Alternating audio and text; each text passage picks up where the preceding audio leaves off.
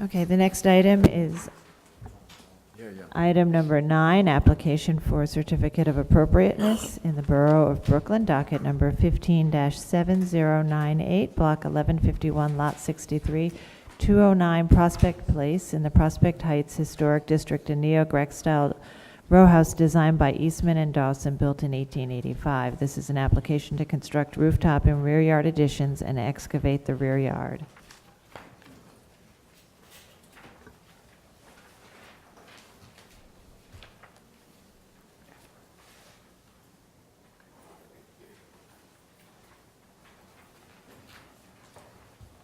Good morning, Commissioners. Reba Ashby, Preservation staff. The item before you is 209 Prospect Place, which is located in the Prospect Heights Historic District. The building's located mid-block on the north side of Prospect Place between Vanderbilt and Carlton Avenues. The proposal is to construct a rooftop addition and a two-story rear addition. The rear addition will not be visible from any public thoroughfare, while the rooftop addition will be visible from a public thoroughfare as seen in conjunction with the rear facade when viewed from St. Mark's Avenue. The applicant is also proposing to excavate portions of the cellar and the rear yard. Browning, the project architect, is here to elaborate. Thank you.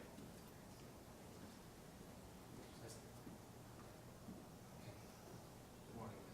State your name for the record. The name is Ron Eng, E-N-G, project architect, former active architects. So the initial image here is showing the primary facade and the rear facade. There, other than a window placement program on the front facade, there's no effective adjustments to the front. The rear facade we're proposing over here is the two-story addition, which we'll show later. There's an existing one-story addition just to beside us over here. It's existing four-family. We're proposing a two-family. Right here is our site. There, believe at 175 here. 175. There is also a 19-foot two-story addition within the donut. The other images here are really just showing the rooftop additions, and as we mentioned, we have a rooftop and a rear yard addition. Again, just an image that's in your handouts that elaborates a little bit on the neighborhood and the nature of some of the rear yard additions and the rooftop additions. The two-story fellow that's over here, we actually couldn't get access to. So, again, front facade. This is the rooftop, the vertical enlargement, which cannot be seen from the street. We will show you mock-up images shortly. This is just the fuller elevation of what we can see behind the cornice. The material of that is stucco? It's stucco. The rear elevation, so we have the existing condition here. We have a small door and some small openings. We're proposing a larger set of glass, keeping the existing punch windows on the top story. There is, I believe there's no decorative corbelling on the roof, there's just a cornice. We do have chimney extensions that we're showing, and this is the rear deck and the stair. The excavation that was mentioned is just this portion here. Again, it will be more obvious in the rendering. The rear facade material right now, the remaining material that's not glass is intended to be masonry. Site diagram, here you see it's a 20-foot by 20-foot horizontal enlargement here. And this is a penthouse, what we're regarding as a penthouse, just simply because it's below a third of the area below. You can see the extent of the rear addition here, the deck, and the stair. Existing building section and proposed building section showing the enlargements in these two locations. Much of the effort here has really been to just make a greater connection. It's a very large lot, it's 20 by 131, so we're trying to build a better connection to this really immense yard, make better use of it. Summary diagram, again existing, the two proposed enlargements and the treatments. And so this is the primary rendering.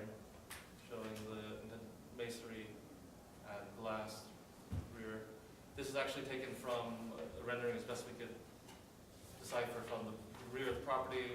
In this case, you can't see the rooftop addition.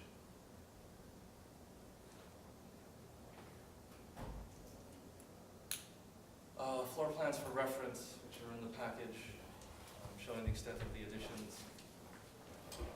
Which shows a bit more of the extension of the deck and the stair. This is the zone of the excavation. This is the area of the rooftop addition. Right now, the intention is to have a rear deck only. Photographs of the mock-up, which these images, again, from this location, right at Prospect Place, across the street, it's not visible. Further images of the mock-up. There, as we go a little bit more obliquely down the street, and just beyond the property line, there is a glimpse as the cornice recedes. That's the extent of it. Again, more images much further down the street, and there is, again, a glimpse of some portion of it.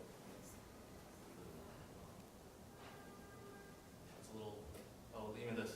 Yeah. It's very hard to see. That's the top one. Yeah.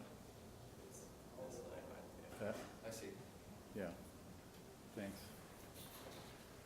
This is from the adjacent street, so this is the back on St. Mark.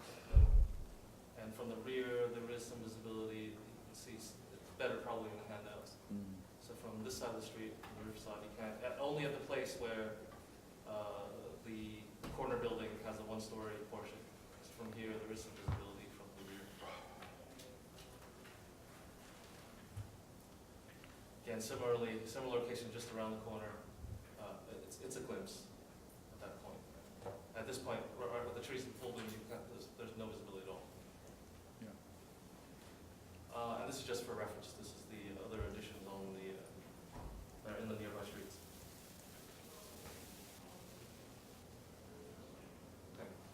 Okay, questions? Further questions, if you have any? Yes. I just have one about it's a little bit larger than most of the additions, I guess the rear addition than the current. I think the most recently approved one is 19 feet, so we're at 20 feet. In this block you're speaking of. Just down, 10 buildings down, to the right in And- that image. Yeah. Okay, with regard to the stairs, you did the switch back there. I guess you decided it would be better than just coming straight. It looks a little, It's actually in response to the community board meeting that we had, that we had a straight stair and slightly longer deck. We reduced the deck by 4 feet, and they didn't like the straight stair. So we had a return, and we reduced it for, even though it's a prohibited obstruction of rear yard, we just stopped it beyond 30 feet. So even beyond this, there's still 30 feet to the rear. Yeah, I know it's very deep, yeah, Yeah. because it's very deep right there. Okay, thank you. Just curious why you decided. So Yeah, thank no, we have a You previous didn't decide, presentation. someone else asked you. Yeah, okay. Okay. Even though you did that, they still are opposed to the Well, they haven't seen application. the revision. Okay. They haven't seen, much of the conversation was about the deck and the I'll stair. read the letter when we get to that. Okay. That's it for questions for now. Testimony, and we'll come back to you in a moment. Barbara Zay, please.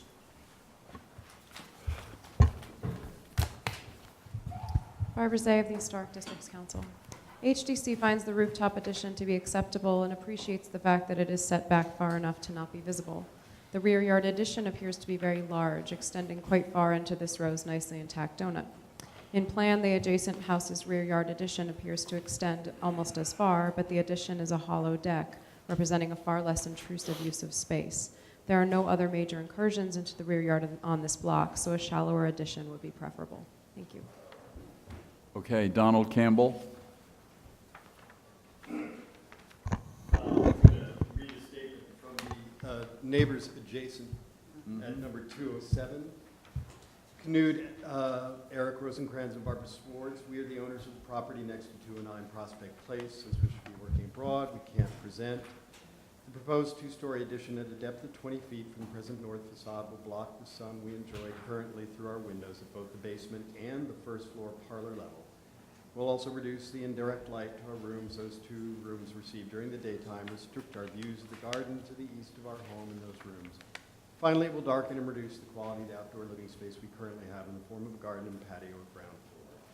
The proposed backyard addition will also reduce garden views available to our upstairs tenants, and particularly the views of the gardens east of us from the windows of the second floor of 207 Prospect Place, which will be blocked by the proposed addition and deck on top of it. The proposed deck and stairs, which would extend up to about 50 feet north from the current facade of 209 Prospect Place, will constitute a barrier that further reduces our views of the gardens east of us and will create a quasi-separation of backyards which does not exist today, as all fences between those yards are currently open wire mesh fences that do not significantly block any of the views. The post that is shown rising in the architect's drawing as protruding above the proposed first floor deck suggests that in the future the visual barrier between gardens may also include a large canvas awning or sail or flag carried by the post. We are aware that the Landmarks Preservation Committee is mainly focused on the preservation of the streetscapes. We would like to argue that the quality of life in a neighborhood is not only determined by street views. In our opinion, it's equally important to preserve the quality of garden spaces, other outdoor living spaces, and access to sun and daylight in our homes. These are the qualities that will be impacted by the proposal for 209 Prospect Place. We are opposed to the proposed project as described not only because of the direct impact on our own lives and property, but also because of the precedent it sets in a section of this block which has an attractive open gardenscape with features that are worth preserving. The proposed addition will change the character of the backyard and garden environment and the light conditions for more than 5 townhouses on either side of 209. The homes from 197 Prospect Place to 223 Prospect Place. And on the question of local precedents, we wish to draw attention to the fact that none of the homes on either side of 209 Prospect Place, from 197 to 223 Prospect Place, have two-story additions in their backyards. The facades of all those homes are approximately aligned with each other, and consequently they enjoy garden views to the north, east, and west with only minor obstructions. Only one of those homes, 211, has an addition, a one-story structure, which is only about 14 feet deep. 5 of the same homes have decks elevated 1 floor above the ground, not 2 floors, as in the proposal for 209 Prospect Place. And they are supported by open steel structures, which do not block the light and views to the same extent as a masonry structure. There are no homes with decks elevated 2 floors above the ground or with stairways extending more than 20 feet from the existing northern facade of the buildings. We hope the Commission will take these concerns about impact on the local gardenscape into account as it considers the proposal. Also, I just want to make one note about actually this rendering here. You notice that it shows the stair on the east extending deep into the yard. If you look at the plan view from above, the stair at number 211 actually reaches the ground prior to the point where the stair at number 209 would begin to extend into the yard. So I suggest that this particular rendering has been manipulated in a way to magnify the presence of the stair adjacent and minimize the presence of the stair at 209, which as originally designed was going to project 53 feet into the yard. I recognize they have now brought a 90-degree angle so that it will only project, I believe, in the mid-40 feet, which is still more than half the yard. Okay. Thank you. Thank you. Dana Boratowski.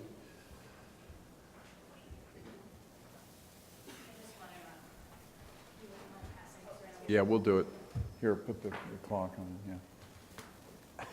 Good morning. Thank Yeah. you, Commissioner Tierney. My name is Denai Ortowski. I'm from the Denai. Prospect Heights Neighborhood Development Council. And for those of you who are not aware, Prospect Heights Neighborhood Development Council was the organization that sponsored the application for historic preservation.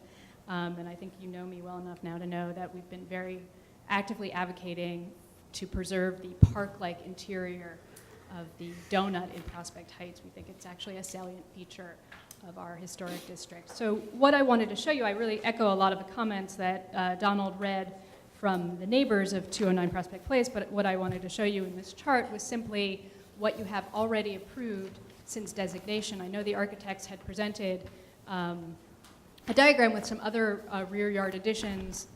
Most of them were pre-designation. What I want to point out is that below 209 Prospect Place, there are 2 other rear yard additions which you approved. 175, which is 2 stories.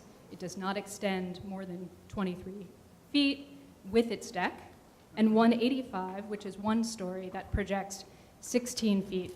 I know that they've made some modifications. 209 Prospect Place, even if you change that, the total intrusion into the rear yard would still be 32 feet. And if you look down at the final column of this chart, you can see there are 2 other 20-foot deep rear yard additions that you did approve. If you remember, those are those really beautiful and unique wood frame buildings. But those are only 27 feet deep originally. They're very tiny buildings. And neither of those has a deck or a staircase coming off of it. So the point I want to make is that this would be the most massive addition that we've seen since designation. I think it would set a terrible precedent for the neighborhood. I also just want to point out a few other things. We think that using brick instead of the proposed stucco would help whatever is built relate better to the rest of the building. And I didn't see it pointed out in this presentation, but Donald Campbell mentioned it a moment ago about a pole that was, this was present in the community board presentation, sort of a pole that protrudes, it's adjacent to the staircase. It looks like something that would be, you know, maybe a support for additional screening, temporary screening that would further divide the yard and further divide the open space that we value so much. Thank you. Okay, thank you, Denai. And Matt Lee.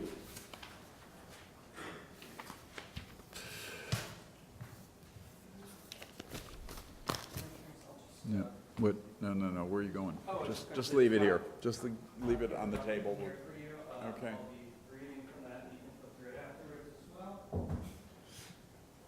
well. Good morning. My name is Matt Lee. Thank you for taking the time to hear me. I live next door to the proposed addition at 209. I live at 207, and would like to speak on my own behalf and that of my landlords, Barbara and Knut, who cannot be here today. I've dropped off some photos, which I'll give you another copy of afterward, that I think will lend a little more context to the discussion. I think the opening point, which I know others have made, is the overall idea that landmarking should apply not just to the facades or the structures themselves, not just what you see from a street view, but the overall qualities that make a historic district unique. A prime example of that comes to mind would be Carroll Gardens in Brooklyn. The garden space that appears in front of those buildings is certainly just as much a part of the unique quality of that area. And so I think that same factor applies to what we've been calling the donut that extends in the block behind Prospect Place and St. Mark's. In the photos I've dropped off, page 1 is a panoramic view at our back window looking out over the donut, just so you can understand what we're talking about. This is in fact an area that's very uncommon in Brooklyn or anywhere in New York, just the degree of open space that it gives. And I've often been told by people visiting that they look out the back window, they would not even know that they're in New York. This is truly a unique quality. Page 2 is the same view, slightly more angled down to look at the backyards. You can see a number of buildings to the left and the right. You can see what an uninterrupted stretch of open space we currently have and how that's a unique part of the area. You also see the deck 2 doors over at 211 and just how minimally it intrudes into the backyards currently. Page 3 is a Google Earth view of the neighborhood, just making the case that the amount of open space we have in the donut area really is unique to this particular block. Even other blocks nearby in the historic district that have larger extensions in the backyard, that open space is very much broken up. This is something that is truly unique to this block, and it seems like it should be a big part of what we're trying to preserve with landmarking. Page 4 is just a closer view of the same scene, looking down onto the same block. Page 5 puts us in more of a context of how it would affect the immediate neighboring properties. This is a view from the backyard of 207 looking east. You can see that there's uninterrupted views of the garden open light, you see again how minimally the deck at 211 extends. This was a photo where I was even considering doing a rendering to show how much space the new addition at 209 would take up, but it was clearly going to be a moot point because it would fill the whole photo that I have here, based on the measurements of the fence that you see in the foreground. Page 6 is looking back up toward the building. Would again just like to make the point that the addition would be 2 stories above the ground level here. Quite a large presence in that backyard space. So for 207, it's not only changing their view and their quality of light, but even the property value. You can imagine the views that they enjoy in the back are a big part of the value of that property. The last few pages, I'll leave you to. Yep, we have to wind up. You're over the 3 minutes, and Okay, thank you very much. but we have it. Okay, thank you very much. And Community Board 8, I'll read their letter from May 12th. At the May 8th CB8 General Meeting, members voted 35 in favor, 0 opposed, 0 abstentions to deny the application for a C of A for the aforementioned property. It is our understanding that the project consists of 300 square foot rooftop addition, a 2-story, 20-foot long rear addition on the basement and parlor levels with a 14-foot deck that projects into the yard, and replacement of windows. The building's 4 units will be converted, reduced to 2. Additionally, the project includes a stair that would extend deep into the yard, leaving 18 inches to the end of the lot. Residents voiced their concerns that the depth and breadth will diminish light and air in the donut hole. The materials presented and the residents both indicated that approximately 20% of the 99 buildings on the block already have 2-story rear additions. Taking LPC's intent to preserve green space in historic districts into consideration, we believe it best to deny the extension to achieve this important goal. To deny the extension.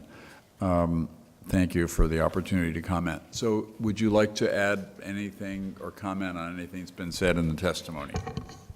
If so, back up to the front. Oh, I'm sorry. Hold on. More testimony. Yes. For the Society for the Architecture of the City. I have stood before you so many times making similar arguments. I'd just like to add that we totally support the interpretation of historic district regulation that the property owners have made. It's extremely important not to compromise these rare Brooklyn central gardens. Thank you. Okay, thank you. Now, if you wish to. I think our only one response is that the deck is not a hollow deck, it is a 14-foot extension, and I think the diagram, at least we understood, was that we had, this is the 2-story addition on 175, that is 10 buildings down, and we think it's 19-foot extension, it's actually 22-foot total to the rear of this portion, as we interpret the drawing, as we interpret the ZD1. Otherwise, we're well under permitted development rights, and we've tried our best to be sensitive to the amount, the building that the amount of structure that the owner is looking to add, and preserving the donut in terms of an aesthetic choice. This is in part, it's a response to the addition that is there. So, okay. Fred?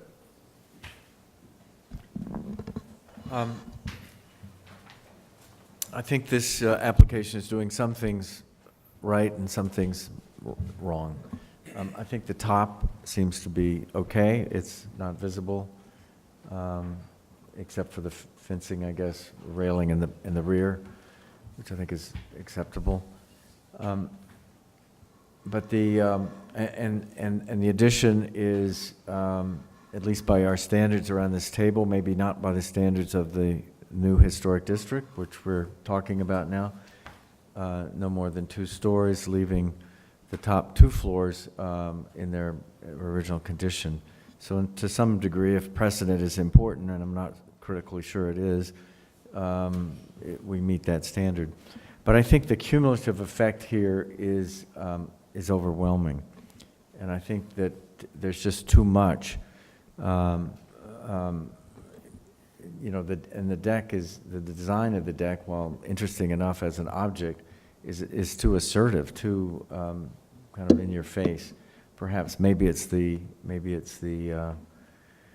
rendering itself. I'm not sure exactly, but I think the cumulative effect of 2 floors and this very assertive attention-calling stare needs to all be somehow reduced relatively significantly. I mean, pushed back the deck, even the interior space, the 20-foot extension perhaps is too deep too. But I think it just needs to be rethought and reduced. I don't think this is something that the staff just gets to do. I think it needs to come back. I agree. I think that the rooftop addition is appropriate, although, and it's nicely sunken down so that it tries to minimize the visibility.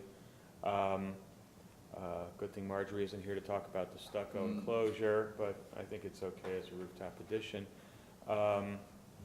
I do agree with Fred, the extension should be reduced. I'd say it should be reduced to align with the deck immediately adjacent to it, which has a 1-story addition. And I think that the stair should project pretty much directly from it with a minimal deck, if any. I mean, part of the reason why people buy homes in this district is the pristine quality of these courts and of these blocks. And this, you know, we've seen a number of these situations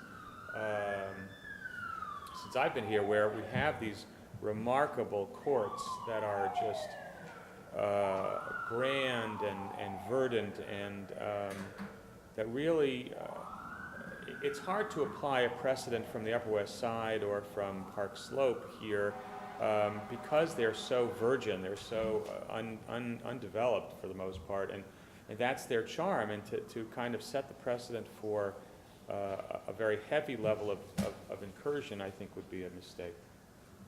Chris? I agree, and the extension should not exceed the neighbor.